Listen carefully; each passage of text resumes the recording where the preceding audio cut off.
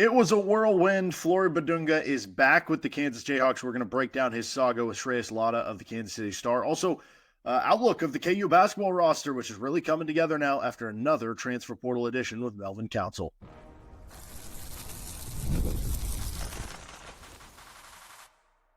You are Locked On Jayhawks, your daily podcast on the Kansas Jayhawks. Part of the Locked On Podcast Network, your team every day.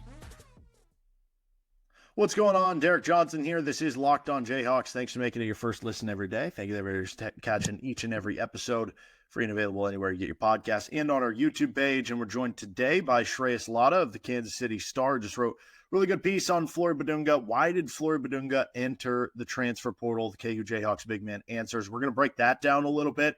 We're going to get into what we think he could look like in year two with Kansas, as well as the current state of the roster, Melvin Council joining aboard, and a little KU football to finish up on today's episode. We are brought to you by FanDuel Sportsbook. Right now, new customers can get $250 in bonus bets when your first $5 bet wins. So, Shreyas, thanks for hopping on today on Locked On Jayhawks. I just want to get right into it here. Again, the article titled, Why Did Flory Bidunga Enter the Transfer Portal? The KU Jayhawks big man answers. And this was very, telling. It was very honest. It was very forthright, and I appreciate that from Flory, from the article, all that sort of stuff. But it seemed to me like the common sentiment and the common thought process, I guess, from the Flory camp, at least from what was getting out there before the season, was that they wanted him to develop. They wanted, that to happen. And obviously when you're signed on a team behind Hunter Dickinson and KJ Adams, it's going to cap, the possible minutes. So where do you think this went wrong? Because this is a guy who played 16 minutes per game. It was up to 19 in Big 12 play. I was looking back at it, and if you look at freshman centers under Bill Self, the only ones who played more minutes per game were Cliff Alexander, Joel Embiid, and David Padgett. I guess the point being, I'm just a little lost as to why there's some of this talk from Flory and his handler about why there was, I don't know, an unhappiness or an uneasiness with some of the minutes. Does this just all kind of come back to when he got the carrot put out in front of him of getting to start a little bit, and then the fans are chanting his name? When do you think the expectations changed, I guess? I think it was that. I think that moment was kind of a weird moment where, he started a couple of games. He looks pretty good in those couple of games. And then obviously, you're not going to start him over KJ Adams or Hunter Dickinson. But I think there was a hope that there'd be some more continuity, some more minutes being played after that. But I mean, obviously he went through a little bit of a freshman slump, I think, after that. But I think the fact of the matter was he never really played consistent minutes or anywhere close to what he was playing when he was starting, which makes sense. But you're hoping he puts 25, 20 minutes a game at least. And I think it was difficult for him because he felt like, a little bit of, he wanted more development, but also I think he knew he was not going to start over Hunter Dickinson or KJ Adams. But it was a difficult process for him because A, Kansas wasn't winning a lot of games, and B, they looked really good when he was playing. So if you're a player in his camp, a little bit of, okay, well, why is he not playing more minutes even though he's younger than KJ or Hunter or whoever? Looking back on it, some of the three big lineups with KJ and Flory and Hunter, those weren't the most, pleasing on the eyeballs from just like a basketball standpoint. Is there any part of you that wonders if that was, maybe the coaching staff, Bill Self, trying to be like, hey, we got to try to get this dude on the court? I definitely think so. And I also do think at a certain point it was just, let's get the most talented players on the court, because we had a lot of questions with last year's Kansas roster. Outside of Zeke Mayo and Hunter Dickinson, it felt like the three other spots were constantly talked about, right? And we're talking about KJ Adams' play, inconsistent play throughout the season. Rylan Griffin and AJ Storr were, it felt like constantly either having a decent couple of games or playing really badly. And it felt like they were alternating there and, with a starting thing for a while. And then it felt like they never really found a shooting guard to kind of play alongside DeJuan Harris, period, outside of Zeke Mayo. But, that second, that fourth starter spot, I think was the biggest contention one outside of KJ Adams. And it never really felt like the pieces fit. And it made sense to me that Bill played three big lineup because it felt like he was going back to what he knows best. But I don't think, in modern basketball, it makes a ton of sense to play three bigs, especially three bigs that can't shoot. I mean, you can say Hunter Dickinson puts 2 threes a game. He makes maybe a 1.5 a game or whatever, but that's just not enough to be able to justify three bigs. And it was ugly to watch when they played three bigs. Well, I guess the quote, and again, read it if you haven't already, but like the quote that was honestly most confusing to me, because I would disagree with the idea that they didn't get an opportunity to, play and develop, going back to the idea of like, I think it was 7th of 26 players who were freshmen, either power forwards or centers at Kansas in terms of minutes per game. But I can understand, at least the point of view of what you're talking about there after getting the carrot dangled in front of you. This is the one that I get a little lost on. And it's the quote where he's kind of talking about that they wanted to make sure that this upcoming season isn't going to be like the one last season. To me, kind of when you read it, it feels like a genuine concern that Flory and his camp and his handler, whoever, that like they legitimately don't know if they were going to get minutes at Kansas. And I have a hard time buying into that when you look at the roster. There's no other like centers on the roster. I know Bryson Tiller's on the roster, but he's coming off an injury and stuff like that. Like everybody, whether it was the coaching staff, whether it's fans, has this expectation that Flory is going to be starting. He's going to be playing 25, 30 minutes per game this season. I don't understand how that would have been the sentiment for Flory Bidunga, unless it is one of two things. It is either the coaching staff saying something, or it is the guardian, it is the handler, saying something that is in that regard. And maybe there's even, this goes into the idea of like with the NIL game, maybe you're trying to, up your value in the NIL market to get a little bit more money out of things, to where, if you tell, maybe Flory is asking questions to the handler and he's going, hey, why are we in the portal here? And he's going, well, we don't know that you're going to play next year. And he's believing what's being said to him there so that the handler can get a bigger payday out of it. I don't know. I guess point being, like, what do you make of that? Because to me, it just logically doesn't make sense. I thought about it for a while when he said that, and I was thinking maybe there was some fear that he could be Ernest Udade or, Zuby Ejiofor. I guess theoretically they bring in another guy who's pretty talented in the space of, we want to just bring in talent.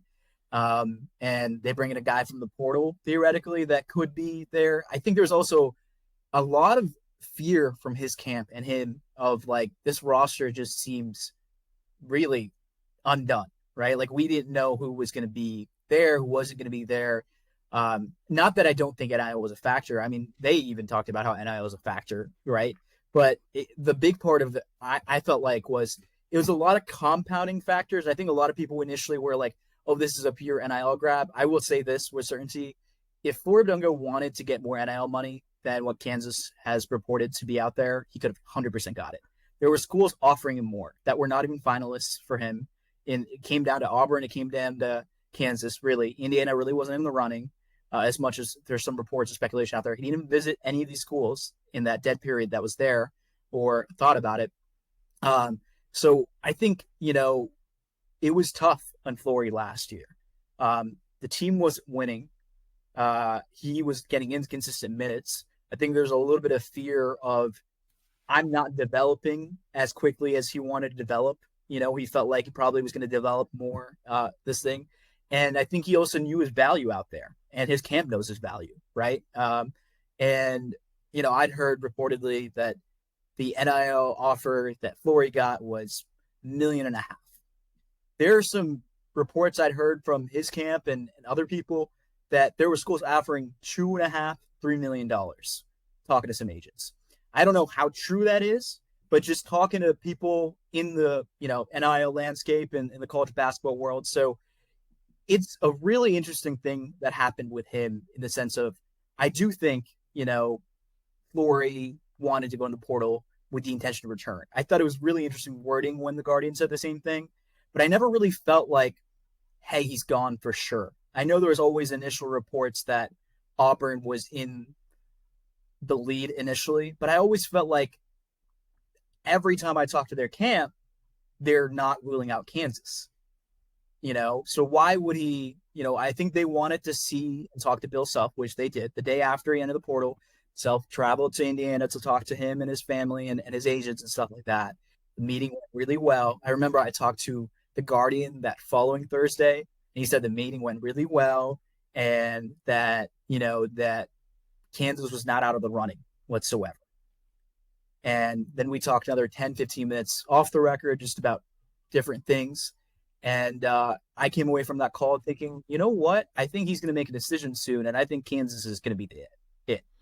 Yeah, and now that you detail that across, like, I don't know that I buy the $2.5-3 million because I don't think Flory would be at Kansas if that were the case, but it is possible. But I do think this all looks back on it now.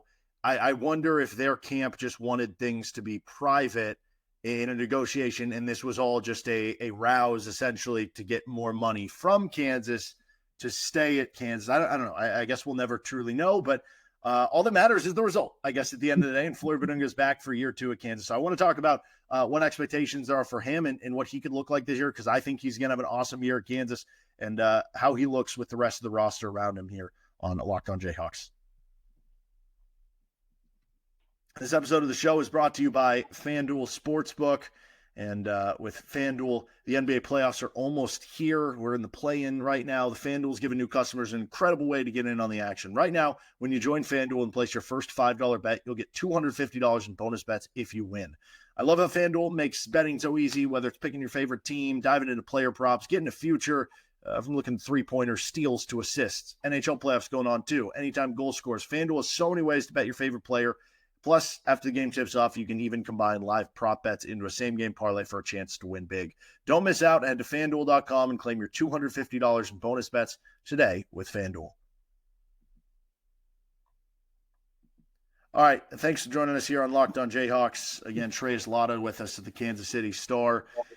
And Flory Bidunga, back for year 2 now. It was a wacky and wild way of getting here, but here we are. And honestly, like, with obviously the Nico news, he's no longer returning to Tennessee, but I think this Flory story is probably going to be a little bit more common moving forward in college athletics, where a player enters, gets more money, comes back, stuff like that. So it's just kind of the day and age. But anyway, I think Flory is going to have a really good season. I've kind of thought that all the way through. I think you saw flashes this past year where, like, you would see certain plays where it's like, oh, that's an NBA talent. Like, that's not normal. So what is the ceiling? What are the expectations for you about what Badunga can do this year? You're hoping his scoring goes up at least double, maybe like 10, 11 points a game. And he's a rebounding magnet, right? Like, he's averaging almost 6 rebounds a game in 16 minutes a game. You hope he's averaging 10, 11, 12 boards a game. He should average more with how undersized the Jayhawks are going to be. Him playing small ball 5, really. I think he's going to have a nice year for Kansas. I think the dream is you have a guy that averages, maybe 10, 11 points a game and, another 8 to 12 boards, and then maybe an assist or 2, 1.5, 2 blocks a game. He can be the defensive anchor for this team next year. I think they've done a really good job of building the right roster around him and Darren Peterson. I've made the joke sometimes and the comparison, but there could be another version of, Doak and Dotson, except even better in some sense, because I think Darren Peterson can be better than Dotson, and I think Flory could be better than Doak. I don't think he will be, but I think from a like potential NBA perspective, yes, but it's hard to say Flory will be, because Doak was a first-team All-American, 100%, high expectations. But I know what you're saying, yeah, 100%. So I think they could be a really talented duo. And I think Kansas has done a good job of kind of surrounding them with talent. And I think if Flory really develops, and this is something that they really have been harping on, is they want him to really develop his game this offseason, this year. He wants to play in the NBA. There's no set timeline, but obviously sooner rather than later. But he hasn't, I think it's everyone says, oh, Flory is not an NBA talent right now, or he can't shoot or whatever. I want to remind everybody, he's been playing basketball for 4 years. He hasn't been playing basketball for that long. He's been playing basketball since he was 15 years old. He's 19 right now. So his limit can be a lot higher than we've seen. And not to make a comparison to Joel Embiid, because I don't think they're similar players. And I know they just went to Kansas. That's pretty much a real similarity. But there can always be an explosion of talent that occurs, whether it's at Kansas or when he plays the NBA. Yeah, and I think Flory's going to be great this year too. The one question from roster building, like you said, they've built out the roster a little bit now. Still 4 scholarships left, but you add Trey White, you add Melvin Council. What do you think benefits, I guess, the team and Flory more moving forward? Like, if they're going to go for another, I don't know, starter level player, hypothetically, do you think it makes more sense to bring in another wing, or do you think it makes more sense to bring in like a more traditional power forward type who can maybe play the 5 in a pinch, can play the 4 next to Flory, shoot it a little bit, like maybe has a little bit more strength, because we know Flory's really good up athletically, but maybe gives you a little more power to work inside. Like, or is it more of a wing who can stretch the floor a little bit? Like, which of those two do you think makes more sense? I definitely think a wing that can stretch the floor. Right now, they have a lot of, tweener types of where they can play the wing or they can play the 4. I mean, Jaden and Trey White, I think could play a little bit of wing, but I don't think there's anybody that's a traditional small forward. I guess Trey White would be the closest to that, but even Tiller's and Tiller would be another guy that could play a little bit of small forward, but he's like 6'11". So I presume they'd put him at power forward or even small ball center, depending on what lineups they roll out. I mean, you look at the roster, I don't think there's anybody right now that shoots above 35% from 3, if I'm correct. I mean, obviously, Darren Peterson should ideally shoot above that or, better than even close to that. But I don't think they have a single guy on the roster right now that I'm like, okay, that guy can shoot the ball. So they could really use a wing that can shoot lights out, or another guard, really. But I think they have enough guards right now. I think they have enough guards that can get to the rim, that can defend, play both ways. I think this team is built around the way Bill Self wants to build championship teams. We can throw shooting out the window right now because there's 4 roster spots. I believe they'll address some of the shooting concerns. But I really like the fact that they're playing and bringing in guys who can play both ways. I feel like the game, if you're not going to shoot threes, then you better not have any weaknesses in other sense of either rebounding or playing defense. And I think that's what caught Kansas this past year was they just had some defensive liabilities that when crunch time came and good tournament teams played, they could be targeted. Zeke Mayo, as good as he was offensively, he was getting targeted a lot. And I think Rylan Griffin or AJ Storr, they weren't great defenders, either one of them. So if you can put out a starting lineup where there's no negative defenders, then you can have a really nice team. Is there a player that right now you're a little higher on, you feel like, than the rest? I don't know. Somebody you think is a little bit underrated at this point in time on the roster, whether it's an addition or a returning player. Not that there's a lot of returners. I'm a big Elmarko Jackson guy. Okay. I've been a big Elmarko Jackson guy since he's gotten to campus. I really think, I like his attitude. I was really excited to watch him play before he tore his Achilles, last summer. I think he was going to take a leap. He really works hard. I've heard great things about him around the program. He has been consistently one of the guys that I feel like knows his weaknesses and can really assimilate it. And I will never forget, I think Big 12 tournament time his freshman year, I asked him about like the rumor of like, oh, are you going to enter the college portal? And he was like, no, everyone assumes that I'm going to be a one and done guy, but I never thought I'd be a one and done guy. I thought I'd be at Kansas for 2 or 3 years. I'm trying to develop under Bill Self and become that guy. And it's something I've talked about a lot with my boss, Scott Chasen. We've seen Bill Self develop guys in their 3rd year. That breakout happens. Obviously, Elmarko is a little bit of an interesting case because he's been out of commission for a while, but that breakout has happened. So I think him or even Jamar McDowell, they could be better than expected. I like that. I like that for sure. All right, let's finish up later. Switch over a little KU football because the portal now open there, and a little spring football has been going on right now for the Jayhawks. Today's episode of the show is also brought to you by Upwork. Scaling your business requires the right expertise at the right time. With Upwork, you can find specialized freelancers in marketing, development, design, and more. Experts ready to help you take your business to the next level. Upwork gives business flexibility by connecting them with top freelance talent across multiple industries, including IT, AI, web development, and marketing. Whether you need extra hands for a project or a long-term partner, Upwork makes hiring simple and affordable. Finding the right talent. If you need help with marketing campaign, Upwork can connect you with a freelance expert who delivers incredible results. Visit Upwork.com right now and post your job for free. That's Upwork.com, Upwork.com, Upwork.com to connect with top talent and grow your business today with Upwork.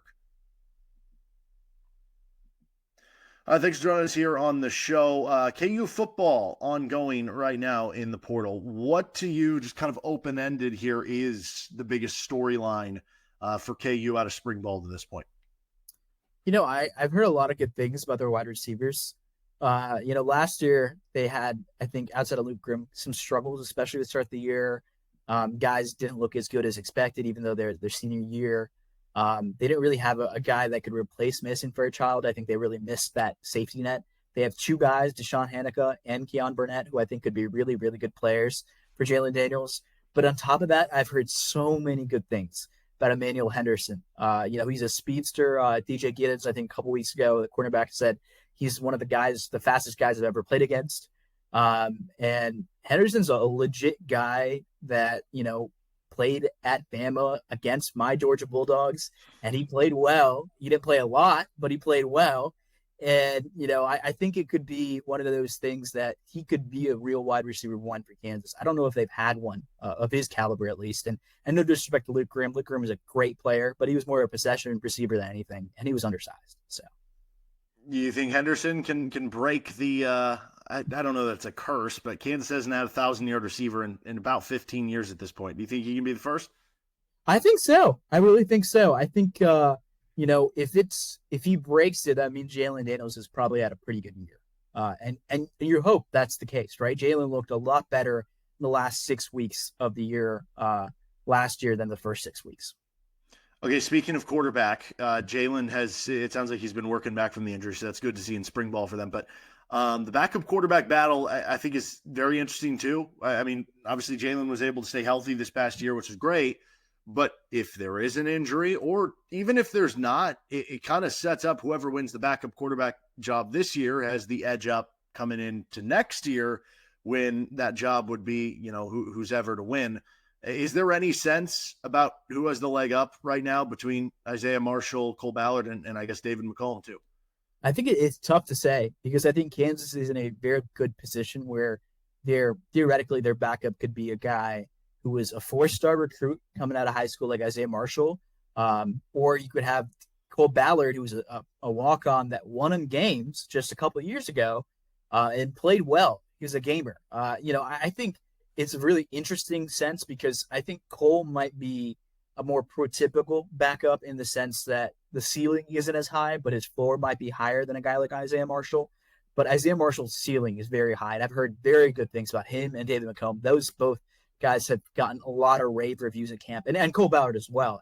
Obviously it's hard to fluff out in spring ball because everyone's in the best shape of their life, gaining or losing 15 pounds. So I try not to take anything into super like make big assumptions out of it because last year I've learned my lesson. I had Kansas winning 8-11 last year.